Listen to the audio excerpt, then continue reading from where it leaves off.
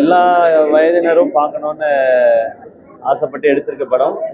இது ஏன் முதல் ஷோ வந்து மதுரையில் பார்க்குறோன்னா, இந்த படத்தின் இயக்குனர் மதுரை மண்ணை சேர்ந்தவர், மதுரை மண்ணின் மைந்தன் அவர். ஸோ அவருடைய ஊரில் இந்த ஏரியாவில் தான் அவர் பிறந்தது வளர்ந்தது எல்லாம். அடுத்த தெரு தான் இல்லையா?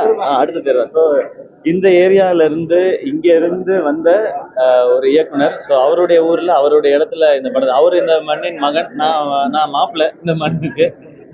ஸோ மதுரையில இந்த படத்தை பார்க்கணுன்றதுக்காக தான் இங்க வந்திருக்கிறோம். ரொம்ப சூப்பரா இருந்தது.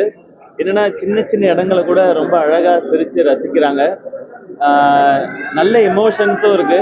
ஒரு நல்ல விஷயத்த சொல்றதுக்கான வாய்ப்பு இந்த படத்துல கிடைச்சது. இது நான் கேட்டுக்கிறது என்னன்னா, இந்த மாதிரி படம் மக்கள்கிட்ட போய் சேர்றது உங்க கையில தான் இருக்கு. நீங்க எல்லாருமே பாருங்க, உங்க ஃபேமிலியோட பாருங்க, உங்களுக்கு ரொம்ப ரொம்ப பிடிக்கும்.